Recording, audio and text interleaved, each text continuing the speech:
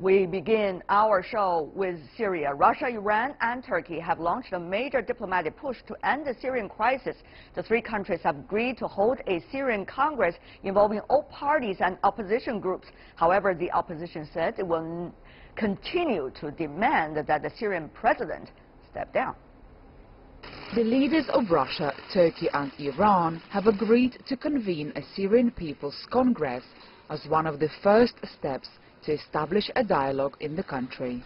Russian President Vladimir Putin hosted his Turkish and Iranian counterparts in Sochi and says they agreed to step up efforts to finish off what Putin called terrorist groups in Syria. We have agreed to continue to apply the most active efforts for reaching our main goal of establishing peace and stability in Syria and preserving its sovereignty, unity and territorial integrity. With satisfaction, we have major success in the joint fight against terrorism. The meeting in Sochi came on the same day as Syrian opposition groups met in Saudi Arabia. The opposition say it will continue to demand President Bashar al-Assad leave power at the start of any political transition. Turkey, which also supports the Syrian opposition, says all parties have to intensify efforts to try to settle the crisis in Syria. The point we have reached is important, but not enough. It is critical for all concerned parties to contribute for a permanent and acceptable political solution for the people of Syria. The trilateral talks came 2 days after Putin hosted Syria's President Bashar al-Assad in Sochi. Putin says the Syrian leadership is committed to the peace process, a constitutional reform and free elections. Political process should become a major priority for all parties involved. So basically now they're switching attention from the military to the political process. Syria remains divided among those loyal to Assad, the US-backed Syrian Democratic Forces and several jihadist groups.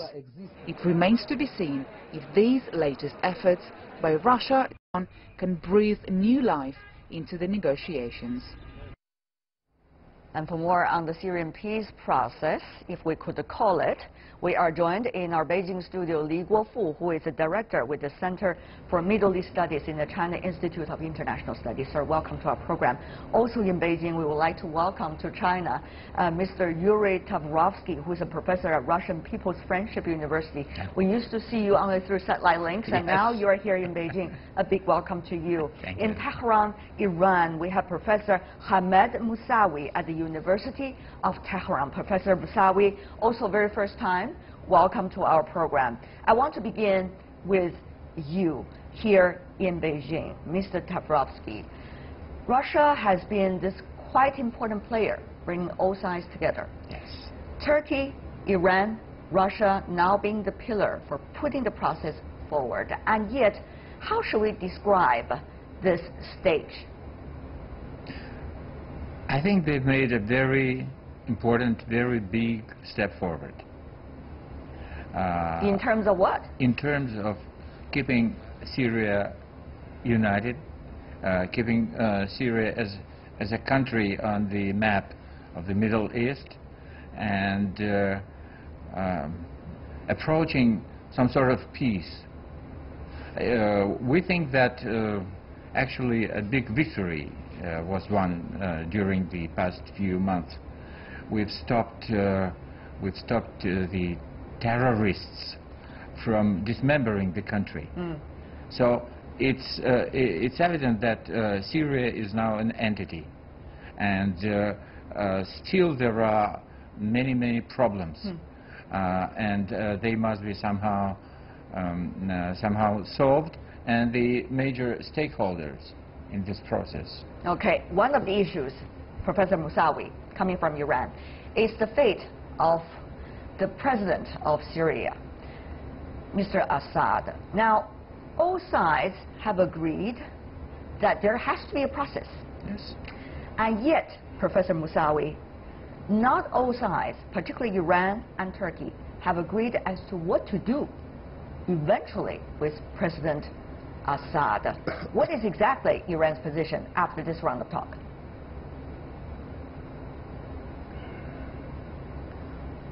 Yes, so Iran's position has been that there should be elections and Assad should be able to run, and it should be the people of Syria who get to decide of whether they want to keep Assad or they want a new person. But Iran has said that they will not accept the removal of Assad as a precondition. As I said, they say that it should be part of the election process. Nevertheless, I think the importance and significance of these talks is twofold. First of all, there has been many talks and many negotiations before this, so why is this one important? I think the first issue is that these talks are taking place against the backdrop of a new reality in Syria. In this new reality, ISIS has been defeated. Its terrorist operations are still ongoing, but it no longer controls significant parts of Syria. And also, the militant opposition to Assad is no longer in a position to overthrow and topple him. I mean, Vladimir Putin explicitly said yesterday that we have the upper hand in Syria. So they are no longer part of a viable process, at least if you want. The removal of Assad is no longer a viable military solution. So I think these issues have made these new sets of talks a important development. Professor Mousavi has been talking about the new realities, as he called it, but Mr. Li from Beijing, on that point, really much have changed. Yes, IS has been rid of to a certain extent, but the fate of Assad, which has always been one of the biggest issues among all parties that disagree with one another, has not gone away. Turkey, for example, has said, according to Washington Post report, it has agreed that the people of Syria will be able to decide its future. Yet, it also said that given the previous circumstances, it's hard to see Assad still in the position. So it seems that there have been some diplomatic ways of saying the same thing as they used to be, Mr. Li. So much have changed? Yes, I personally believe, the realities, the situation on the ground has changed a lot. Though, there is differences among, different, political groups or the countries with regard to the fate of President Assad's future role. But generally speaking, everyone, it seems that, especially I think, the U.S. or some regional countries has accepted, the fact that, Assad at least is a part of the solution, though he also is a part of the problems. When you say regional countries, exactly who are you referring to? I think regional countries, of course, those countries from the Gulf states, like Saudi Arabia, like Qatar, and also UAE, those countries still in a very, very strong position against President Assad. Yes, indeed, because, well, this meeting is taking place. Another meeting is taking place in Riyadh as well, bringing all the oppositions inside Syria together, even though they cannot be brought together because there are very strong divisions among them. And therefore, we have a good question, Mr. Tavrovsky. That is, who is going to play a bigger role? You see Saudi Arabia very active. You also see the West seem to withdraw a bit past a few months. But you never know, it's going to come back and impede the whole process. Yes. Again. So who is going to play a bigger role? That seems to be a crucial question. To bring all of them together or actually bring them further apart? Well, it looks like Putin is trying to be a mediator between the both sides, because we know that he made telephone calls to Saudis, to Israel, to President Trump.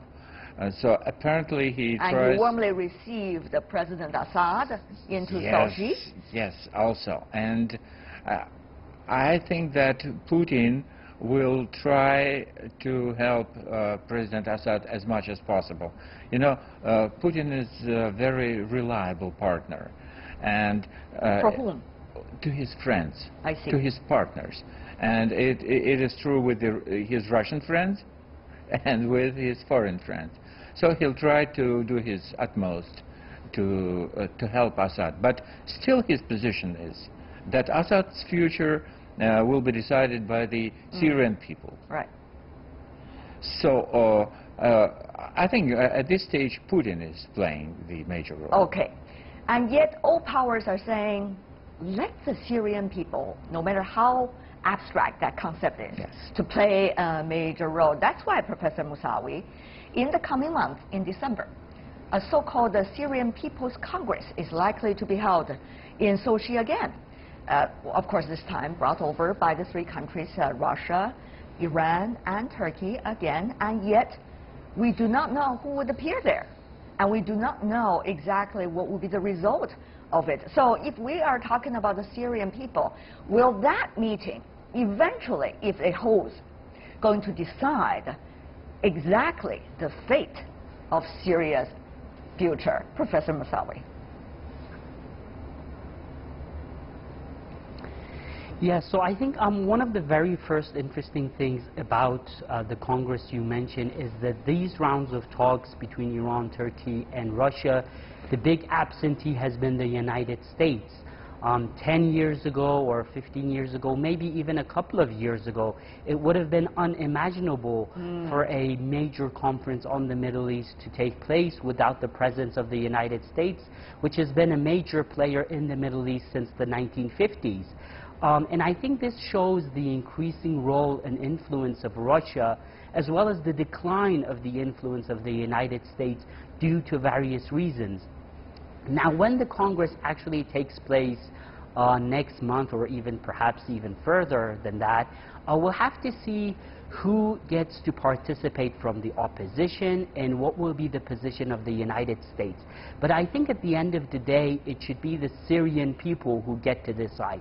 These countries can only foster an environment that allows the Syrian people to make their own decisions. Well, Professor Mousavi, some would argue, well, maybe you are saying all of this only because President Assad is having an upper hand, only because Iran seems to be getting an upper hand as well, supporting President Assad. That's why you're saying putting the things back into the hands of the Syrian people. Some in the West might argue that way, Professor Mousavi. It's very true that Iran and Russia do have the upper hand currently in Syria, and I think that is the reason why Turkey has actually joined them. You know that Turkey had a very tenuous relationship with Iran regarding Syria in the past few years. Nevertheless, they have joined Iran and Russia on this issue. Also, a very important issue in this regard is the Kurds, the YPG allied, US-allied forces in northeastern Syria have actually worried and concerned the Turks very much. And I think Turkey joining Iran and Russia has actually made this group actually stronger. So the opposition is, in fact, in a weak position. That is very true. Having said all of this, this is what's going on within the three countries and also vis-a-vis Syria. But, Mr. Lee, as you may know, there were also investigations about exactly what happened in Syria concerning the civilian death by the United Nations. Only recently, the Russian ambassador to the UN said that investigation, quote, is dead, according to some media reports. So what exactly is the structure that we are looking at right now when we come to international community's efforts in dealing with the Syrian issue? International community, that's a very abstract word once again. Mr. Lee, help us to clarify. I think, as well as, the international community, as well as the senior people, maybe, different people, different group, they may have different, interpretations or divine of, the terms of That's people or the community.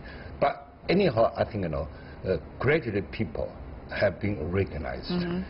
There should be a sooner solution, the better for the Syrian people, if they are really serious concerned about, the face or the interests of the Syrian people. All right, here comes the China's role. We are talking about from the Chinese capital. So what exactly is the role that China is likely to play? One of the 5 major, of course, powers of the Security Council. What is likely to be China's position? We have some previous votings in the Security Council. There are different views, different debates. Exactly how does China hold about the situation? I think that China would play an increasingly important role in Syria issues. As we all know that, the war against, the ICC almost now is over. The priority of, in Syria is shifted from the violence or military into what we call the political process. And within the political process, another very important aspect is the rebuilding of the country, try to make reconstruction. The Syria more secure in order to get these refugees back at home. And so how to build for example the daily necessities, and also important to push forward the whole national reconciliation. This is also very important. I personally believe China could play increasingly more important role in both in terms to help the Syrian people to rebuild their homes and also move forward for the national reconciliation. That sounds like a beautiful picture. Before that picture becomes the reality, there's still a lot of work to do, I have to say. Professor Tavrovsky, you probably know this better for now. For Exactly. example, there are things uncertain. Let me just name one or two to you, Professor. One is, what's going to be the attitude from now on as things are getting ever clearer with the negotiations taking place in Sochi, from the United States, for example, or from the European Union, which have not been necessarily in the same line with Moscow.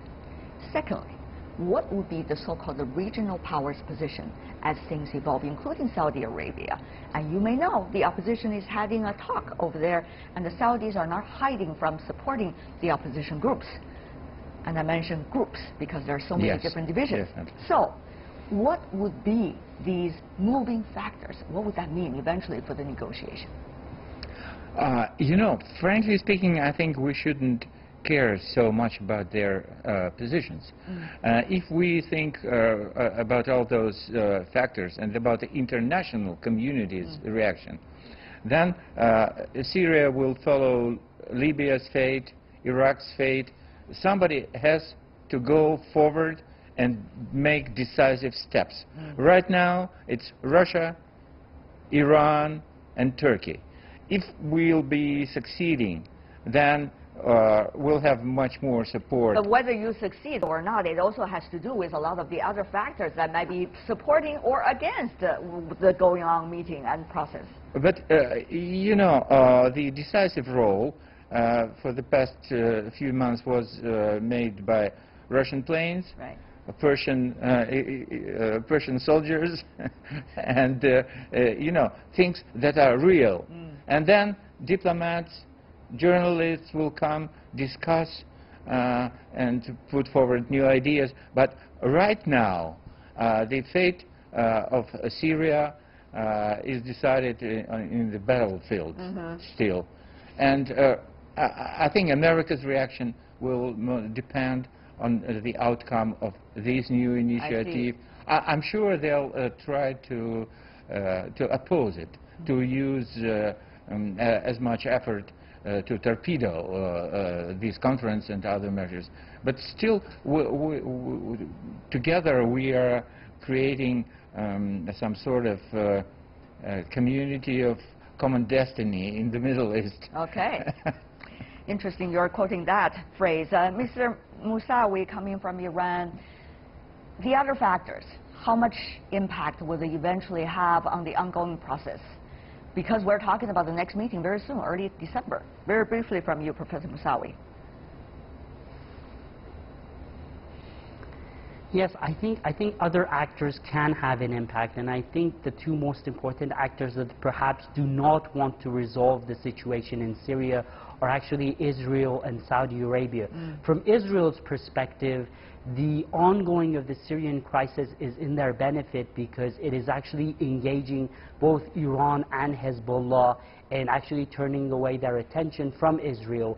And because Iran and Hezbollah are their regional rivals, that's beneficial for them. From the Saudi Arabian perspective, under the direction of Mohammed bin Salman, they are actually trying to increase tensions in the Middle East due to various reasons. So we'll have to wait and see to see what happens in the next Congress. And Mr. Li, very briefly for you, what exactly going to happen? What shall we watch? And first, the data of Syria's People's Conference has not yet been fixed yet. Not. The second very important factor, besides the three countries, U.S. now has the army in Syria. So those, countries have, their military troops or military presence in Syria will have a decisive, voice. So I personally believe the final political solution will be resolved if there is agreement between Russia and the United States. We'll see how things would evolve on the battleground, and certainly, eventually, hopefully, in the negotiation rooms. Thank you so much, gentlemen, for helping us to clarify the latest situation and helping us to understand the potential. Hamed Mousavi from Iran, Yury Tavrovsky from Russia, and Guofu from China. Thank you so much, gentlemen, for being with us. Really appreciate it.